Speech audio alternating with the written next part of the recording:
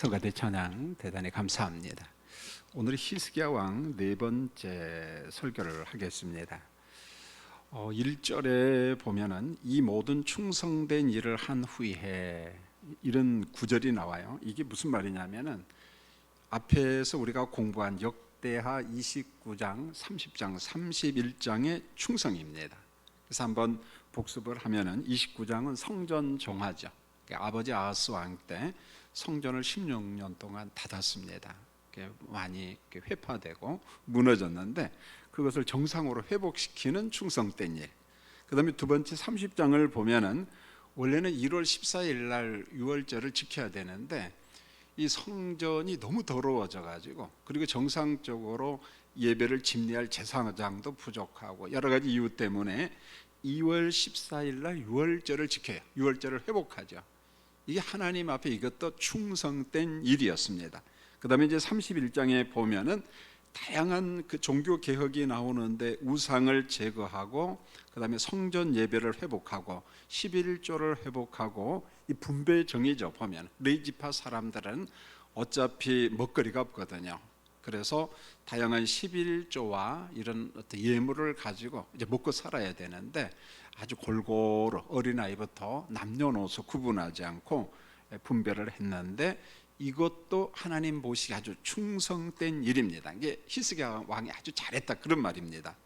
그런데요, 충성된 일을 한 후 히스기야 왕 14전 되던 해에 그만 위기가 찾아옵니다. 바로 아수르 왕 산헤립이 유다를 공격합니다. 열왕기하 18장 13절에서 이제 그걸 강조를 하죠. 그래서 우리는 병행 구절인 열왕기하 18장과 오늘 말씀을 같이 이렇게 비교하면서 말씀을 좀 살펴보려고 합니다. 여러분, 우리 인생도 그런 것 같아요. 선한 일, 만사형통 이후에 재난이 올 때가 있어요. 그럴 때 하나님을 원망하기도 하고 하나님 어디 계십니까? 그런 섭섭한 마음이 들 수 있는데 오늘 히스기야 왕도 그래요. 충성된 일 정말 너무너무 잘했어요. 하나님 보시기 아름다운 일을 했는데 그만 그 이후에 나라의 위기가 찾아옵니다. 열왕기하 18장에 보면은 히스기야 왕의 이 처음 전략, 그러니까 아수르 제국이 공격해 왔잖아요. 그래서 처음 전략이 뭐냐면은 조공 전략입니다. 조공을 바치는 거죠. 그래서 산헤립 왕이요, 내가 범죄하였나이다, 나를 떠나 돌아가소서, 왕이 내게 지우시는 것을 내가 당하리이다. 이게 열왕기하 18장 14절이죠. 사실은 굴욕적인 거죠. 보면은요, 왕이 내게 조공을 내라고 하면 다 순종하고 그렇게 할 테니까 좀 돌아가십시오, 이런 말입니다. 굴욕적인 줄 알지만은 엎드리기로 다짐을 한 거예요. 이게 아마 왕이 통치할 때 이게 그래도 낫겠다, 아마 그런 생각이 든 것 같아요. 그런데 아수르 왕 산헤립이 요구한 것이 보통 물품이 아닙니다. 은이 300달란트, 금이 30달란트. 그리고 이걸 모을 방법이 없으니까 성전과 왕궁에 있는 은금을 다 갖다 내다 줍니다. 보면은요. 자, 우리가 볼 때는 믿음의 사람 히스기야 왕이 뭐 그렇게 비겁하게 하냐, 끝까지 믿음으로 하지, 그렇지가 않다는 거죠. 그가 모든 환경과 상황을 판단하면서 이게 좋겠다 그렇게 판단을 한 겁니다. 그런데 조공 전략이 실패하고 말아요. 그래서 왕이 이제 신하들을 쫙 모아서 뭐라고 하느냐면 3절을 오늘 보면은 방백들과 용사들과 더불어 의논하고 성 밖의 모든 물의 근원을 막고자 하매 그들이 돕더라. 그러니까 성으로 들어오는 물의 근원을 갖다가 전부 다 막아버리는 거예요. 이 이유가 있습니다. 왜냐하면 아수르 사람들에게 물을 공급하지 않기 위해서. 여러분, 전쟁을 하는데 물이 없다, 마실 물이 없다, 그건 위기거든요. 보면은요. 그래서 물의 근원을 막으면 장기전에서 우리가 이길 수 있지 않겠느냐, 아마 히스기야 왕과 신하들이 그렇게 판단을 한 것 같아요. 4절을 보면은 이에 백성이 많이 모여, 5절입니다. 히스기야가 힘을 내어 무너진 모든 성벽을 보수하되 망대까지 높이 쌓고 또 외성을 쌓고 다윗성의 밀로를 견고하게, 밀로는 이렇게 성체 같은 건데, 그래서 무기와 방패를 많이 만들고, 6절입니다. 군대 장관을 세워 백성들을 거느리게 했다. 그러니까 첫 번째 조공 전략에 실패하고 나니까 이제는 물의 군원을 막아버리고 우리 장기전으로 하자. 분명히 이제 아수르 군인들이 우리 예루살렘 성읍을 이제 포위할 텐데, 사람들이 오고 가는 거, 물품이 들락날락하는 거 막을 텐데, 우리를 고사시킬 텐데 우리 어떻게 하지? 나름대로 이제 전략을 세우는 겁니다. 자, 이런 중에 히스기야의 전략 중에 그 나름대로 괜찮은 게 뭐냐면은 성문 광장에 모이는 사람들을 말로 위로를 합니다.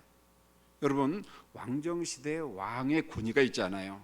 근데 그 사람이 하나님 말씀대로 사는 사람이고 하나님을 의존한다, 말을 가지고 위로한다, 굉장하거든요 보면은. 그래서 7절 8절로 보면은 이렇게 이야기합니다. 여러분, 이 말씀은 우리가 같이 읽어보고 우리도 이런 기도를 좀 했으면 좋겠어요. 자, 여러분 7절 8절 읽겠습니다. 시작. 너희는 마음을 강하게 하며 담대히 하고 아수르 왕과 그를 따르는 온 무리로 말미암아 두려워하지 말며 놀라지 말라. 우리와 함께 하시는 이가 그와 함께하는 자보다 크다. 그와 함께하는 자는 육신의 팔이요 우리와 함께 하시는 이는 우리의 하나님 여호와시라. 반드시 우리를 도우시고 우리를 대신하여 싸우시리라 하매 백성이 유다 왕 히스기야 말로 말미암아 안심하니라, 이렇게 말했어요. 자, 잘 보십시오. 너희는 마음을 강하게 하며 담대히 하라. 두려워하지 말며 놀라지 말라. 그 다음에 이런 말을 합니다. 그와 함께하는 자는 육신의 팔이요 사람의 팔이다, 그런 말이야. 기껏해야 사람에 불과하다. 아무리 아수르 제국이 막강한 군사력을 갖고 있어도 그들은 사람이야. 그 다음에 뭐라고 하냐면은 우리와 함께하는 이가 우리의 하나님 여호와시라, 비교를 하는 거예요. 그들은 육신의 팔을 의존하지만 우리는 전능자 하나님이 우리와 함께한다. 그러므로 하나님이 반드시 우리를 도우셔. 자, 이렇게 했더니 백성들이 안심하였더라 그랬어요. 하나님을 의존하면서 마음의 위로를 받죠. 왕이 백성들의 마음을 위로했습니다. 그러나 결과는 뭐 그렇게 가지는 않아요. 보면은 아수르 왕 사네립이 라기스 성읍을 완전히 정복을 했습니다. 그래서 자기 자신은 라기스 성읍에 머물러 있으면서 신하들, 장군들이죠, 분명 군인들, 대표적인 사람이 다르단, 랍사리스, 랍사게 장군을 예루살렘 성읍에 보냅니다. 이 말씀은 열왕기하 18장 17절에 있어요. 그리고 예루살렘 성읍을 완전히 포위를 해버렸습니다. 그리고 오늘 10절 말씀을 보면은 성읍을 에워쌌다 이렇게 나와요. 여러분, 예루살렘 성읍은 굉장히 견고하거든요 보면. 그런데 출입문이 있어요. 사람들이 들어가고 나가고 물품이 들어가고 나가고 그래야 되잖아요. 그런데 성읍의 출입을 막고, 핵심은 뭐냐? 먹을 양식이 들어가지 못하게 차단했다는 겁니다. 장기전으로 지금 나가는 거예요 보면은. 그래서 주림과 목마름으로 죽게 함이라, 항복을 받아내는 전략이 뭐냐면 성읍을 완전히 에워싸고 차단하는 거예요. 먹거리 못 들어가게. 좋다 그러면은 너희들이 얼마나 버티는가 한번 해보자. 이게 고사시키는 거죠. 굶어 죽게 하는 거죠 보면. 자, 여러분, 로마서 8장 35절에 보면은 로마서 8장이 하나님의 구원 계획에 대해서 아주 세밀하게 나와요 보면. 그래서 하나님께서 미리 아시고 미리 정하시고 그들을 부르시고 부르신 그들을 의롭다 인치시고 그리고 영화롭게 하시고, 이런 말씀을 나와요. 자, 이런 이야기를 하면서 사도 바울이 로마 기독교인들에게 오늘 우리에게 뭐라고 이야기하냐면은 이미와 아직 사이에 살아가는 의롭다 인침 받은 백성들에게 맨날 만사형통만 있느냐? 그렇지 않다는 거예요. 환란이 있다는 거예요. 엄청난 환란이에요. 그런데 그 환란이 어떤 것이냐? 오늘 본문과 비교하면 두 가지 이런 게 있습니다. 로마서 8장 35절에 보면 종말 성도들을 위협하는 것 중에 하나가 기근이에요. 기근. 자, 여러분, 여기서 기근이라는 말은 지독한 굶주림이에요. 그저 한 달, 두 달 기근이 아니라는 거예요. 먹거리를 완전히 잃어버릴 정도의 굶주림의 상태, 그런 환란도 있다는 거예요 보면.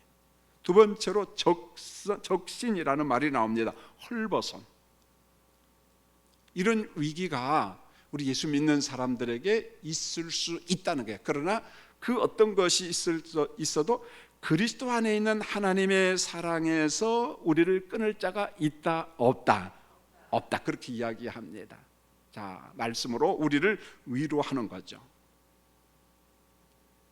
자, 사내립의 군대의 전략은 이제 유대인들의 마음을 분열시키는 겁니다. 이게 전술이에요, 전술. 마음을 분열시키는 게. 여러분, 이런 게 세계 그 역사를 보면은 정치권에서 이런 게 사라진 적이 없어요, 보면은요. 여러분, 정치는 이런 겁니다. 백성들을 이해하고 국민을 이해한다고 하지만은 사실은 실질적으로는 자기 정권이에요. 그래서 정권을 이해해서 일을 합니다. 대표적인 게 공산주의잖아요, 보면은 사회주의. 그래서 공산당 선언에 보면은 세상의 역사는 투쟁의 역사다, 싸움의 역사다. 그런데 공산주의자들의 논리가 참 좀 뭐라고 할까요? 좀 괴팍하다고 이야기합니다. 그래서 우리가 정권을 잡을 때까지는 투쟁하라, 싸우라, 파괴하라. 그런데 우리가 딱 정권을 잡으면 파괴하면 안 된다. 우리를 향해서 투쟁하면 안 된다. 아주 얄팍한 사람들입니다, 보면은요. 자, 그러기 위해서 백성들을 선동을 하는 거예요. 사람들을 선동합니다. 그런데 사내립의 군대의 전략은 철저하게 유대인들의 마음을 분열시키는 거예요. 이게 전술이에요. 심리적 전술입니다. 이것을 가지고 와요. 어떻게 보면은 사내립의 군대는 똑똑해요, 사실은요. 왜냐하면 적을 이길 수 있는 전술을 다 알고 있다는 겁니다. 그래서 10절 하반절을 보면은 너희가 예루살렘에 에워싸여 있으면서 무엇을 의뢰하느냐? 너희들이 이제 좀 있으면 죽는데 누구를 의뢰해? 누구를 의존해? 하나님을 의존하는데 과연 하나님이 의뢰할 만한 존재냐? 이렇게 물어보는 거예요. 그러니까 아수르 군대도 이스라엘 백성들이 여호와 하나님을 섬기는 걸 알고 있어요. 자, 그러다 보니까 그들이 자기를 믿는 하나님을 의존할 것 아니겠어요? 이때 심리전을 피는 겁니다. 너희가 믿는 하나님을 의존하는데 과연 그 하나님이 우리의 손에서 너희를 건져낼 수 있을까? 이렇게 운을 떼는 겁니다. 11절을 보면은 히스기야 왕과 백성들 사이를 이제 분열시키는 말을 합니다. 히스기야가 너희를 꾀어, 너희를 유혹한다는 거예요. 이르기를 우리 하나님 여호와께서 우리를 아수르 왕의 손에서 건져내시리라 하거니와. 히스기야 왕이 그랬잖아요, 분명히. 근데 히스기야 왕의 말은 거짓말이다, 거짓말입니다. 유다 백성들아 굶어 죽기 전에 그러므로 히스기야 왕 믿지 말라는 거예요. 하나님 의존하지 말라. 어서 항복하라는 거예요. 손 들고 오라는 거예요. 심리전이죠, 보면. 백성들의 마음을 분열시키고 왕과 백성들을 이간질하는 겁니다. 여러분, 위기 상황 속에 이게 통할 수 있어요, 보면은. 얼마든지 통할 수 있어요. 자, 사내립 장군들의 비방과 멸시, 모독, 험담의 말이 아주 계속이 되는데 13절에 보면은 나와 내 조상들이 이방 모든 백성에 행한 것을 너희가 알지 못하느냐? 아수르가 주변을 정복한 거 다 들었지, 너희들? 아수르가 승승장구하는 거, 여기서 벗어난 나라가 없다는 거 들었지, 이런 거예요. 자, 모든 나라의 신들이 능히 그들의 땅을 내 손에서 건져낼 수 있었느냐? 각 나라마다 믿는 신들이 있잖아요. 과연 그 신이 너희를 건져냈느냐? 그러지 못했잖아. 너희 이스라엘도, 남쪽 유다도 마찬가지야. 창조주 하나님을 어떤 식으로 모독하냐면 이방 잡신으로 모독하는 거예요. 이방 잡신과 동일한 신에 불과해. 여호와 하나님, 그러므로 신뢰하지 말라. 너희들 건져내지 못해. 히스기야 왕 말 믿지 말라는 거예요. 여러분, 이런 말이 13절, 14절, 15절에 보면 3번이나 언급해서 나와요. 너희 하나님이 능히 너희를 내 손에서 건지겠느냐? 계속해서 험담을 하는 거예요.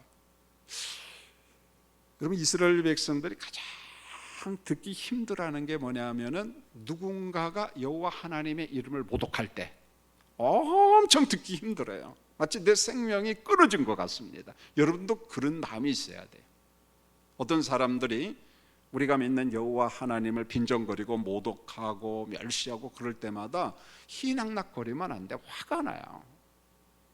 그리고 기도해야 돼요. 하나님의 이름이 훼손된 것에 대해서 하나님 앞에 간청하면서 하나님의 이름이 훼손당하지 않도록.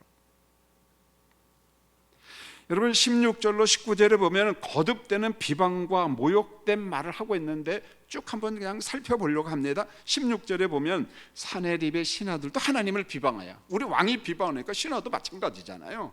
이 전술이니까. 17절을 보세요. 사내립이 편지를 보내면서 하나님을 욕합니다. 이제는요, 모든 나라의 신들이 그들의 백성을 내 손에서 구원하지 못했다.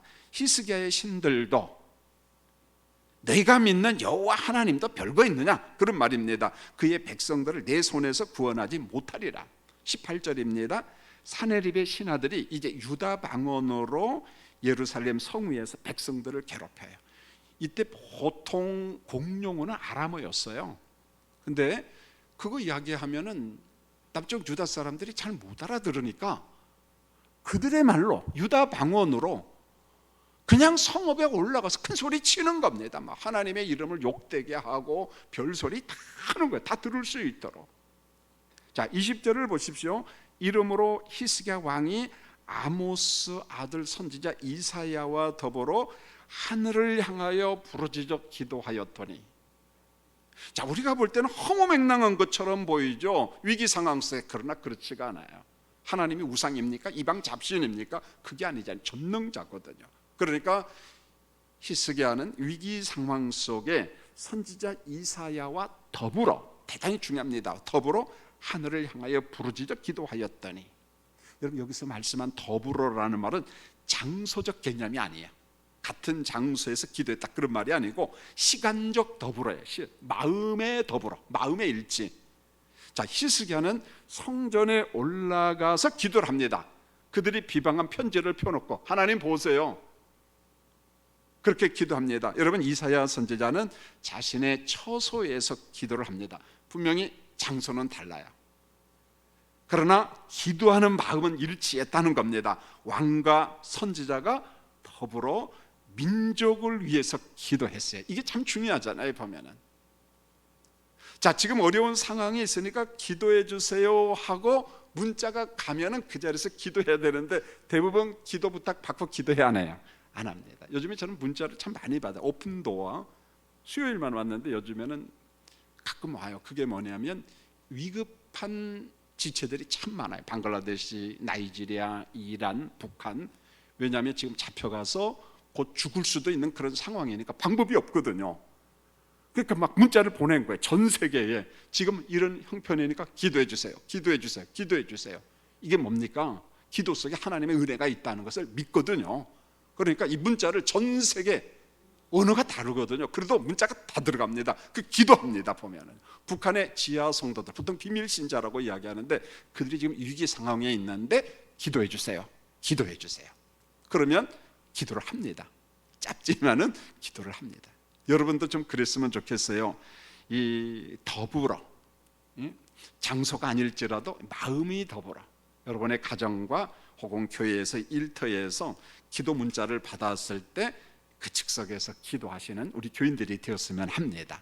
특별히 여러분들 교인들 가운데 문자를 받잖아요. 전화를, 내가 암 수술을 받습니다, 힘듭니다, 기도 좀 해주세요. 그거 지나치면 안 돼요. 여러분 지금 마음이 끌려서 여러분들한테 기도 요청을 했는데 그걸 무시하면 되겠습니까? 여러분, 우리 지체잖아요, 보면은요.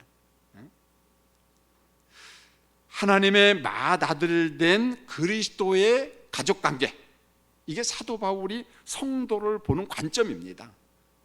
이게 뭐냐면 우리는 하나님의 백성으로 입양, 양자가 되었다는 거예요. 그래서 하나님의 은혜, 축복을 받을 상속자라는 거예요. 하나님은 우리를 그렇게 보고 있는데 우리 지체들이 고난을 당하고 있고 고통을 당하고 기도 요청을 하는데 기도 요청을 받고도 그냥 지나쳐 버린다. 그러면 안 되잖아요, 보면. 우리는 어제 우리 김맹기 집사님이 아마 치질 수술을 받은 것 같아요. 근데 몸이 불편해도 길에서 만났어요. 우리가 점심을 먹고 오면서 방선남 집사님 식당에 가서 순댓국이니까 그냥 자주 왔다 갔다.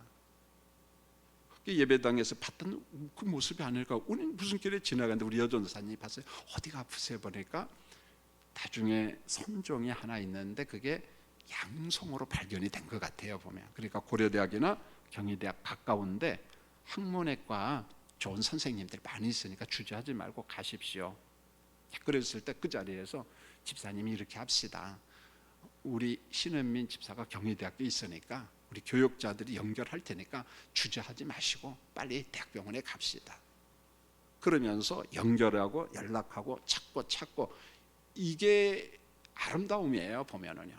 나 몰라가 그건 너의 문제야, 그게 아니라는 거예요. 그 병은 당신의 문제야. 그건 우리하고 상관이 없어. 그럼 교회 아니라는 거예요. 우리는 하나님의 맏아들이신 그리스도와 형제관계로 말씀하고 있어요. 그래서 그 지체가 어려울 때, 고통당할 때 같이 기도하고 같이 영광과 기쁨을 나누는, 고난도 함께 나누는, 이게 바로 성경에서 말씀한 더불어의 삶.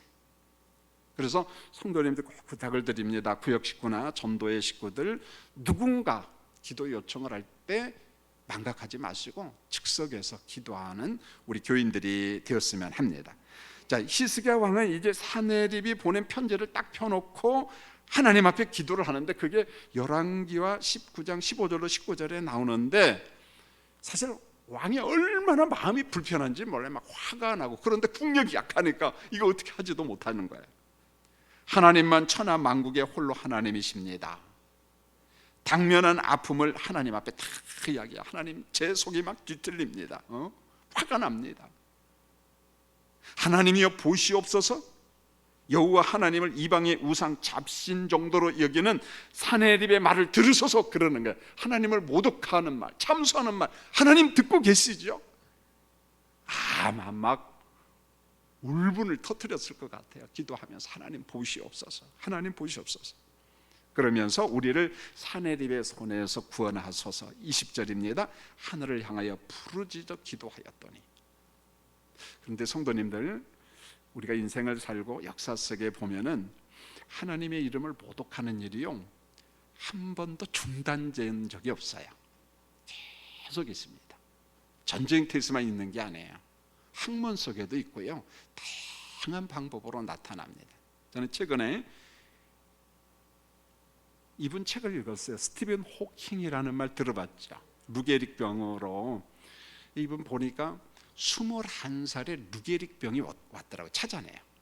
그러면서 점점 해가지고 나중에는 휠체어 타고, 전동 휠체어 타고 그렇게 살아가지고 참 고생을 참 많이 했어요. 물리학자죠. 이론 물리학자로 대단한 사람입니다.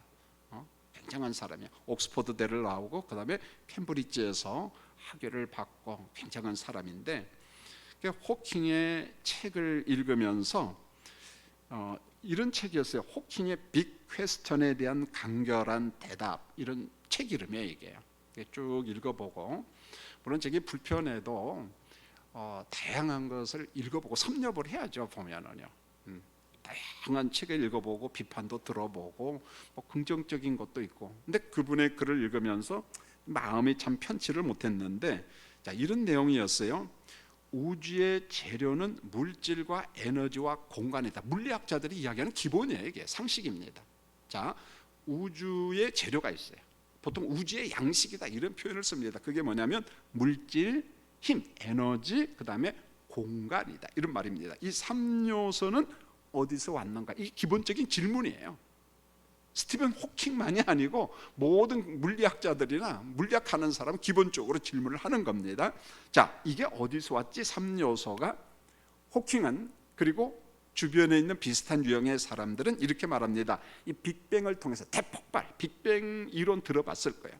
빅뱅을 통해서 공간과 에너지가 나온 것이다. 빅뱅을 통해서, 대폭발을 통해서 공간이 생기고 에너지, 힘이 나온 것이다. 자, 빅뱅이 일어나는 순간 누구의 도움이 없이 우주가 튀어나온 것이다, 이렇게 말해요. 재미있는 표현을 써요. 빅뱅 하는 순간에 누구의 도움도 없이 그저 우주가 툭 튀어나왔다는 거예요. 우주가 튀어나왔다. 그리고 빅뱅 이전에는 시간이 없었다. 물론 성경도 이렇게 말합니다. 하나님이 우주 만물을 창조하기 전에, 영원부터 영원까지 존재하시기 전에는 사실 시간 없어요, 여러분요. 시간도 피조된 시간, 창조된 시간이거든요, 역사도. 자, 일면 우리가 이해가 됩니다. 빅뱅 이전에는 시간이 없었다. 그러므로 그 다음이 마음이 불편했는데, 우주를 창조하기 위해 신이 존재할 필요는 없다.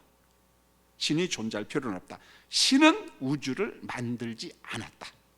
창조론을 거부하는 거죠. 빅뱅 이론, 그냥 우주가 툭 튀어나왔다. 빅뱅 폭발하는 순간에. 물론 호킹의 이론은 가설입니다. 빅뱅 이론이나 블랙홀 이론은 호킹이 만든 건 아니에요. 그 이전부터, 한 300년 전부터 계속 나오던 가설이었어요.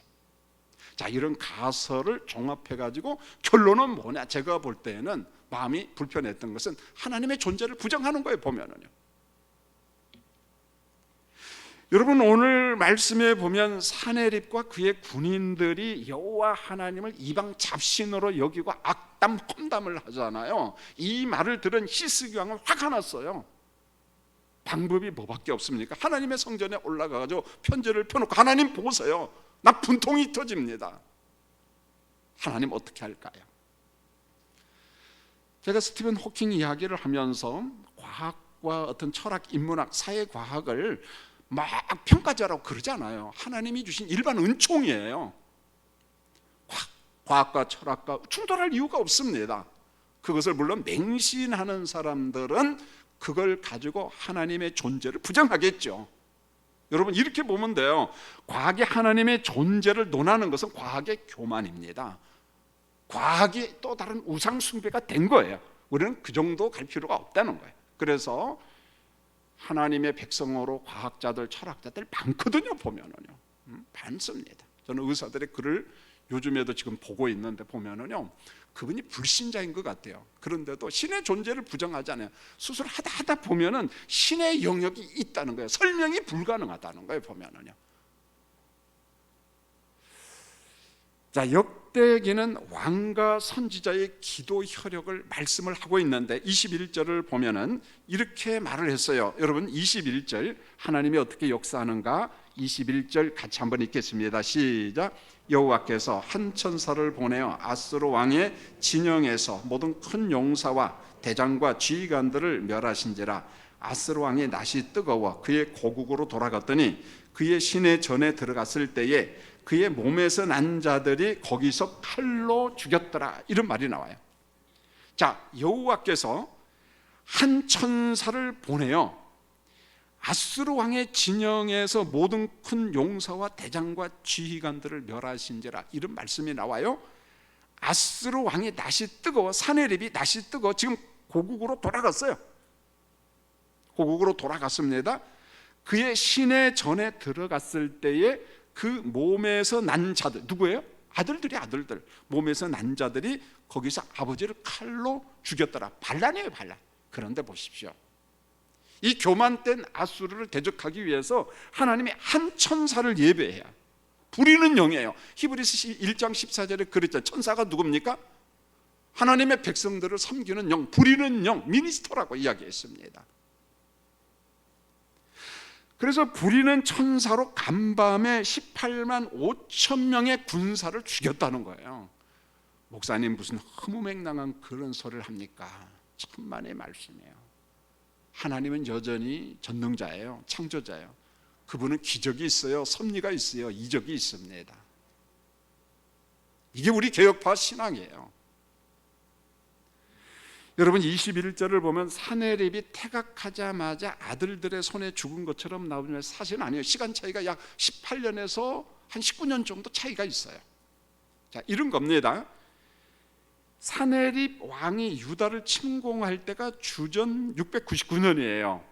그런데 자기 아들의 손에서 죽은, 자식들이 반란을 일으켜서 죽은 애가 주전 681년입니다. 그러니까 약 18에서 19년 동안 시차가 있어요. 성경은 그게 없어요. 그냥 곧바로 죽은 것처럼 나중 그렇지는 않아요, 보면은.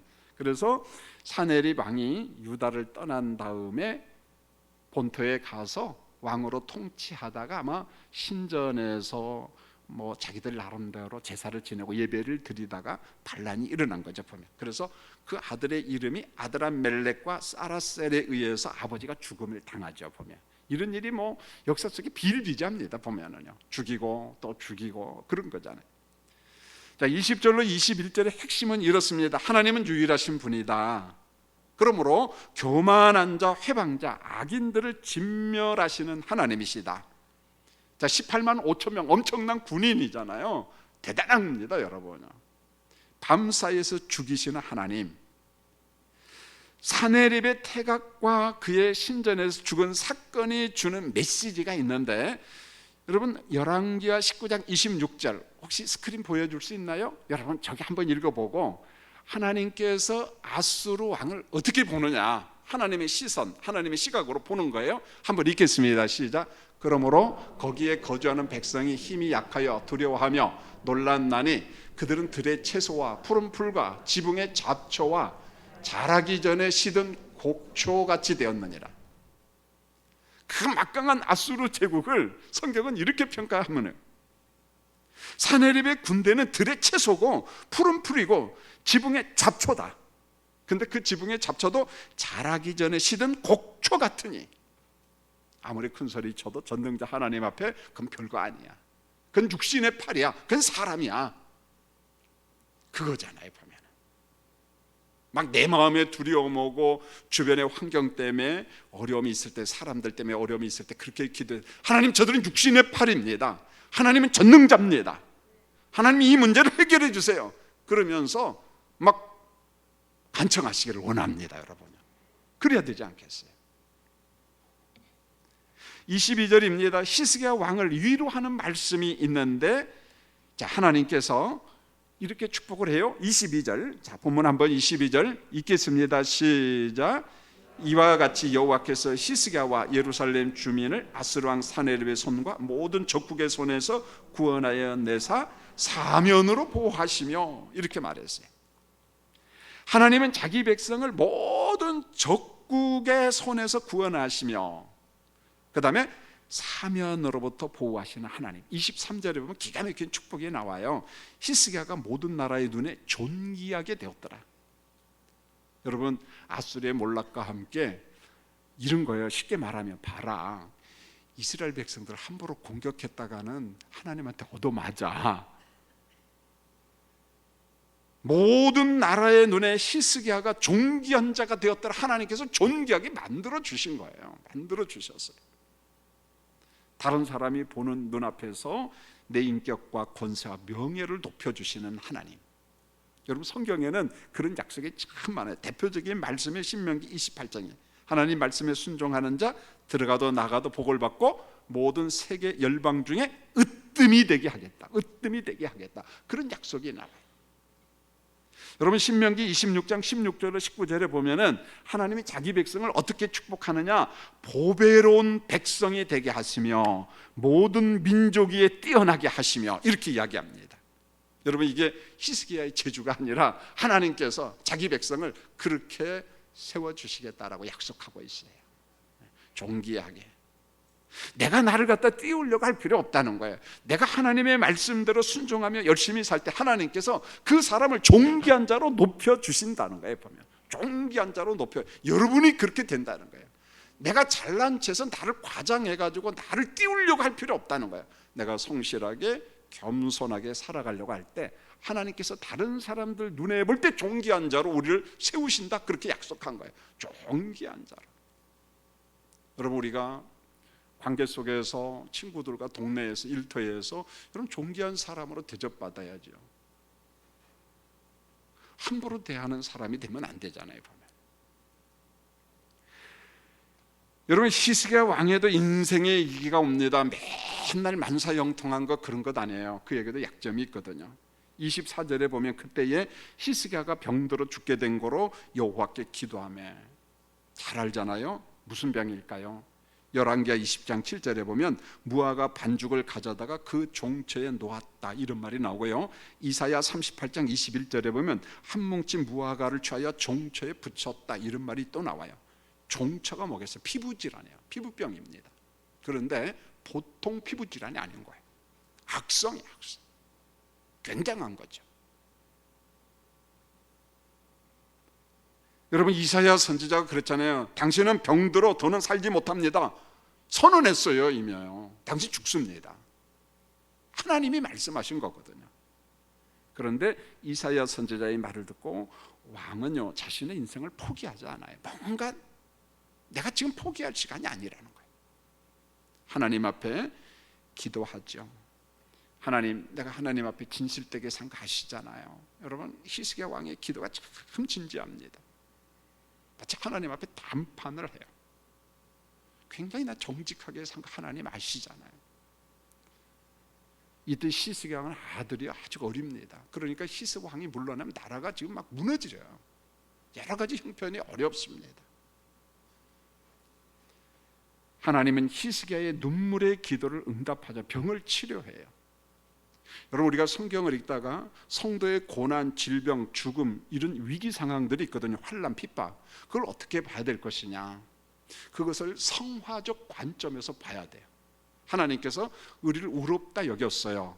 그리고 우리를 영화롭게 하시잖아요. 그 과정 속에 뭐가 있어요? 그리스도를 닮아가는 뭐가 있습니까? 성화가 있습니다. 그런데 히브리서 12장의 말씀을 보면 아들일지라도 아버지가 아들을 회초리로 때려야 안 때려요? 때려요. 어느 때 때립니까? 잘못했을 때, 그릇된 길로 갈 때. 그러면 죽이려고 때립니까? 아니요. 이렇게 말합니다. 히브리 기자는 징벌이, 징계가 당할 때는 마음이 아프고 슬프지만은 그건 버림이 아니에요. 그 속에 하나님의 연단이 있다, 유익이 있다, 그렇게 이야기를 합니다. 결국은 우리가 어떤 운명론적으로 질병을 보고 죽음을 보면 안 된다는 거예요. 여러분, 우리가 주변에서 누가 병들었어요? 그러면 병 나한테도 올 수 있지. 누가 죽었어요? 죽으면 두렵지. 내 인생에도 죽음이 와. 내가 이렇게 살면 안 되지.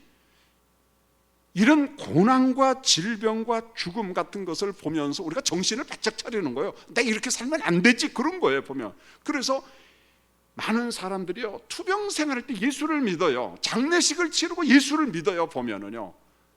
자, 이게 뭡니까? 하나님의 품으로 돌아오는 도구고 우리를 경건하게 하는 도구들이라는 겁니다. 로이드 존스 목사님이 그런 이야기예요. 죽음이 뭐냐? 무조건 무서운 게 아니라는 거예요. 그게 무섭지만은 우리가 그리스도를 닮아가는 도구로서 하나님께서 죽음도 성화의 도구로 쓰신다, 그런 이야기를 합니다.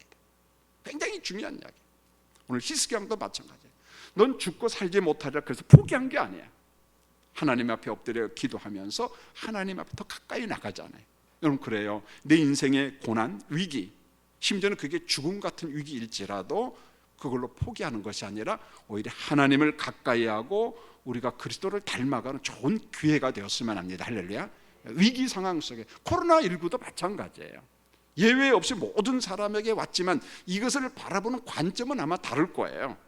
오히려 이것을 통해서 그리스도와 더 가까워지고 그리스도를 닮아가는 성도도 있을 겁니다. 원망하는 사람도 물론 있겠죠. 그러나 이런 재난을 통해서도 우리가 그리스도를 닮아가는 성화의 기회가 되기를 예수님의 이름으로 부탁을 드립니다. 자, 이제 히스기야 왕의 치료 사건이 있고 난 다음에 25절에 보면은 히스기야가 마음이 교만하여 이 말이 나와요. 이게 얼마든지 이룰 수 있어요. 여러분, 열왕기하 20장 12절에 보면 히스기야 왕이 병이 들었다, 이게 소식이 주변 나라에 쫙 퍼졌어요. 특별히 바벨론에 퍼졌습니다. 그래서 바벨론 왕이 사절단을 보내죠. 여러분, 이때는 국제 정세가 애매했어요. 아수르가 막 번창하고 바벨론은 지죽듯이 살았거든요. 그런데 이게 역전이 돼 갑니다. 그래서 바벨론은 사절단을 보내면서 나름대로 국력을 이제 확보하려고 하는 그런 환경이었습니다. 이때 바벨론 왕이 사절단을 보내면서 위로의 편지와 예모를 보내와요. 사람의 마음이 감동이 옵니다. 위로의 편지, 그 다음에 예모를 보내면, 그냥 말로 하는 거하고 편지하고 예모를 보냈습니다. 너무 고맙죠, 히스기야 왕이. 그래서 고마운 마음의 사절단들에게 어떤 일을 하냐, 자신의 보물 창고를 다 보여주는 거예요. 금, 향품, 보배로운 기름, 돈, 이런 거 뭐 다 보여주는 거예요. 이게 뭐냐? 과잉 자랑을 해버린 거예요. 과잉 자랑. 하나님께서 이사야 선지자를 통해서 그러잖아요. 네가 보여준 거 전부 다 너 다음 때에 어떻게 된다? 바벨론으로 다 옮겨가요. 전부 다 옮겨가요. 보면은요, 다 옮겨갑니다. 이런 너무 지나친 과잉 자랑은 안 좋다는 거예요. 여러분, 혹시 집에 막 돈이 이만큼 쌓였나요? 그냥 조용히 잘 보존하세요. 할렐루야. 예, 근데 하나님 다 아시니까 하나님 앞에 감사하시기 바랍니다. 예. 근데 왜 뭐 이랬냐 저랬냐 하나님께서 뭐 자잘 이렇게 따지지 않아요 보면은, 그죠? 과잉 자랑 안 좋다는 거예요. 이제 오늘 말씀을 맺으려고 합니다. 히스기야 왕이 받은 복은요 정말 대단합니다. 보면 나라가 위기 상황 속에 나라도 건져내죠. 그런 과정 속에 하나님의 복도 받아요. 그래서 27, 28, 29절에 보면 하나님은 재산을 심히 많이 주었다 그랬어요. 주셨다 그래 하나님이. 우리가 돈을 따라가는 게 아니라 돈이 히스기야 왕을 따라왔어요. 히스기야 왕을 부재되게 한 겁니다. 보면은 결론입니다. 바벨론 포로기한 백성들이 위기가 있을 때 그렇게 하라는 거예요. 히스기야 왕처럼 전심을 다해서 하나님을 구하라 이겁니다. 정말 나라가 어려웠잖아요. 아수르 제국이 나라는 포위했죠. 지방 성읍들은 다 정복당했죠. 예루살렘도 포위당했죠. 고사 작전이잖아요. 굶어 죽이려는 작전이에요. 그런 이기상망 속에서 얼마나 흔들렸습니까? 백성들의 마음은 동요가 되죠. 적국은 망강하죠. 주변 나라는 이미 다 정복이 됐죠. 이게 방법이 없어요. 그런데도 마지막까지 이사야 선지자의 도움과 신하들의 도움을 받으면서 나라를 지켜냅니다. 나라를 건져냅니다. 결론은 이거예요. 바벨론 포로에서 돌아온 포로 귀한 백성들아, 우리 인생에 위기가 있다. 자, 위기가 있을 때 전심을 다해서 하나님을 의존하라. 그런 관점의 귀감의 인물로서 히스기야 왕이라는 거예요. 여러분, 성경을 읽다가 본받을 만한 사람이 있으면 그 사람을 그대로 우리 삶에 적용하면서 은혜를 경험하고 하나님을 경험하는 우리 교인들이 되시기를 예수님의 이름으로 축원합니다. 할렐루야.